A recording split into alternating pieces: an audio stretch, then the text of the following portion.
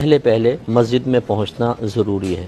یہ سنت موقدہ علی الکفایہ اعتکاف ہے۔ اگر ایک محلے میں سے چند لوگ بھی کر لیں تو کافی ہے۔ تو کفایہ کا اطلاق شہر پر ہوتا ہے، لیکن ہمارے محلے بھی اتنے بڑے بڑے ہو گئے ہیں کہ پرانے زمانے کے شہروں کے برابر ہو گئے ہیں، اس لیے محلے کا لفظ استعمال کر لیا جاتا ہے۔ تو 20 کی غروب آفتاب سے پہلے داخل ہوں گے، اور پھر 30 کی جب روزہ غروب آفتاب ہوگا تب، یا 29 کو اگر چاند نظر آ جائے تو اعتکاف ختم ہو جائے گا۔ اس میں عاقل اور مرد مسلمان ہونا شرط ہے، عورت ہونا یا بالغ ہونا شرط نہیں ہے۔ نابالغ بھی اعتکاف کر سکتا ہے اور بہنیں اپنے گھر میں اعتکاف کر سکتی ہیں۔ سنت موقدہ الکفایہ کے لیے شرط ہے کہ روزہ ہو۔ چنانچہ اگر روزہ نہیں ہوگا تو اعتکاف نہیں ہوگا، یا روزہ تھا اور ٹوٹ گیا تو اعتکاف بھی ساتھ ہی ٹوٹ جائے گا۔ اعتکاف جب مسجد میں داخل ہو جائیں تو اب فنائے مسجد کا مسئلہ ایک مختلف ہی مسئلہ ہے کہ بلا ضرورت اس میں جا سکتے ہیں یا نہیں جا سکتے، یا ٹھنڈک کے لیے غسل کے جا سکتے ہیں یا نہیں۔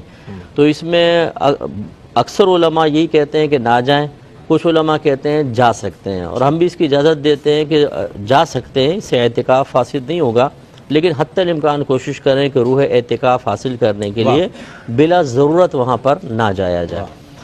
مسجد کے اندر اعتکاف جب کریں تو باتیں وغیرہ نہ کریں۔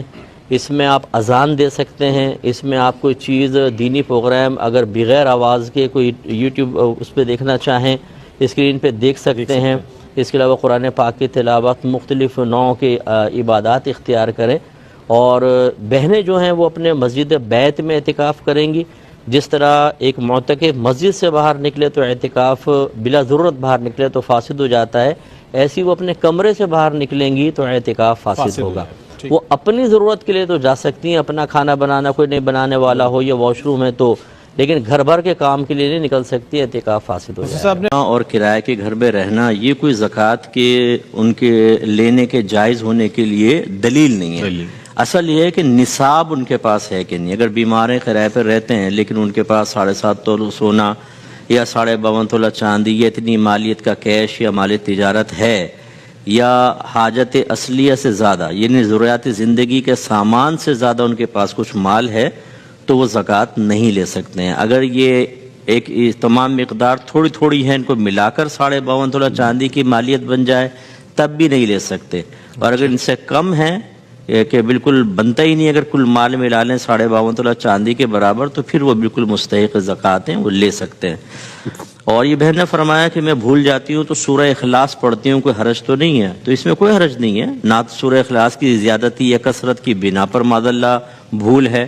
میرا مشورہ یہ ہے کہ فجر کی نماز کے بعد 3 مرتبہ سورہ الم نشرح پڑھ کر اپنے اوپر دم کر لیں، اور پانی پر دم کر کے وہ پانی پی لیں، لیکن ابھی تو یہ فجر کے بعد نہیں کریں گے، سحری کے ٹائم میں کر لیں تو انشاءاللہ اس سے حافظہ بہت اچھا ہو جاتا ہے۔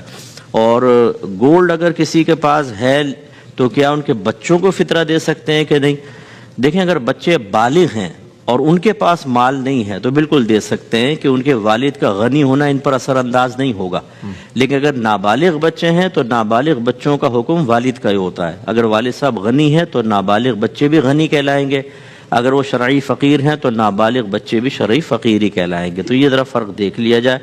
اور معتکف ناخن کاٹ سکتا ہے، وہ فنائے مسجد میں چلا جائے، جیسے وضو خانے کی جگہ وہاں کاٹ لے، اور اسی طرح فنائے مسجد میں کپڑے بھی دھو سکتا ہے کہ معتکف کے لیے فنائے مسجد کے حکم میں ہے۔ فنائے مسجد سے مراد وہ جگہ جو سجدے کے لیے مخصوص نہ ہو لیکن مسجد کی باؤنڈری وال کے اندر ہو، جیسے وضو خانہ وغیرہ ہوتا ہے یا استنجا خانے ہوتے ہیں، اکثر یہ مسجد کے اندر ہوتے ہیں، جوتے رکھنے کی جگہ ہے، یہ فنائے مسجد کہلاتے ہیں، اور معتکف یہاں جا سکتا ہے۔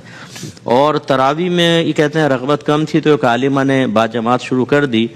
دیکھیں، یہ ہم اس کو مانتے ہیں اس میں کہ ویسے تو احناف کے نزدیک عورتوں کی جماعت مکروہ تحریمی ہے، لیکن اگر کوئی عالمہ یہ سمجھتی ہیں کہ عورتوں میں سستی ہے، ان میں علم دین کی کمی ہے جس سے فتنہ فساد بھی ہیں، وہ کفر یا بدعت میں مبتلا ہو سکتی ہیں، خصوصاً ہماری ینگ بچیاں سوشل میڈیا پر کسی کا بھی بیان سن کر اپنا عقیدہ خراب کر رہی ہیں، ان کی برین واشنگ ہو رہی ہے، وہ اکابرین کو معاذ اللہ گالیاں تک بک رہی ہیں بچی۔ تو اگر عالمہ ایسا کرتی ہیں کہ تراویح کی جماعت قائم کریں، لیکن اس کے بعد صرف تجوید نہیں بلکہ درس قرآن کریں، اور ان کو فرض علوم سکھائیں، عقائد سکھائیں، احکام شرعیہ عملیہ اور صغیرہ کبیرہ ظاہری باطنی گناہوں کی معرفت دیں تو بہت بیسٹ ہے، اور اس عذر کی بنا پر عالمہ کو جماعت قائم کرنے کی اجازت دی جائے گی۔ اچھا، بہنیں گھر میں اعتکاف کر سکتی ہیں، لیکن اس کے لیے ضروری ہے کہ پہلے ایک نماز کے لیے جگہ مخصوص کر لیں۔ وہ جیسے ایک کمرہ مخصوص کر لیں، میں یہاں میں نماز ادا کروں گی، اس کو مسجد بیت کہتے ہیں، گھر کی مسجد۔ جی جی، اور معتکف خاتون جو ہیں بلا ضرورت گھر کا کام نہیں کر سکتی ہیں۔ وہ صرف اس صورت میں کر سکیں گی کہ کوئی کچن میں کھانا بنانے والا نہیں ہے، اپنی سحری افطار بنانی ہے تو وہ جا کے بنا کے لا سکتی ہیں۔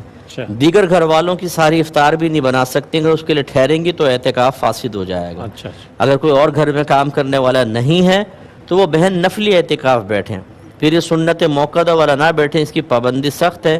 ویسے ہی بیٹھ جائیں اور پھر جا کے کام وغیرہ کریں، پھر اعتکاف کی نیت سے وہاں بیٹھ جائیں، بس اتنا ہے۔ یہ نفلی اعتکاف ہوگا، سنت موقدہ اعتکاف میں باہر نکلیں گی بلا عذر کسی اور کے کام سے تو نماز وہ اعتکاف فاسد ہو جائے گا۔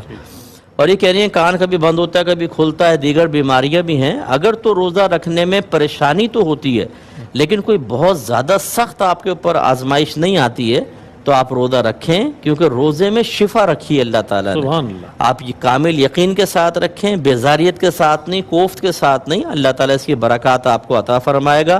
ہاں، اگر ڈاکٹر یہ کہتا ہے کہ روزے کی وجہ سے بیماری بڑھ رہی ہے اور آپ کو بھی ایسا محسوس ہوتا ہے کہ روزہ رکھتی ہوں تو بہت زیادہ تکلیف بڑھ جاتی ہے، تو پھر آپ گیپ کر کے رکھ لیں اگر بہتر ہے۔ یہ بھی نہیں ہو سکتا تو پھر آپ چھوڑ سکتے ہیں، جب صحت اللہ تعالیٰ دے دے تو قضا کر لیں، لیکن ہمت کر کے رکھیں تو بہت ہی بیسٹ ہے۔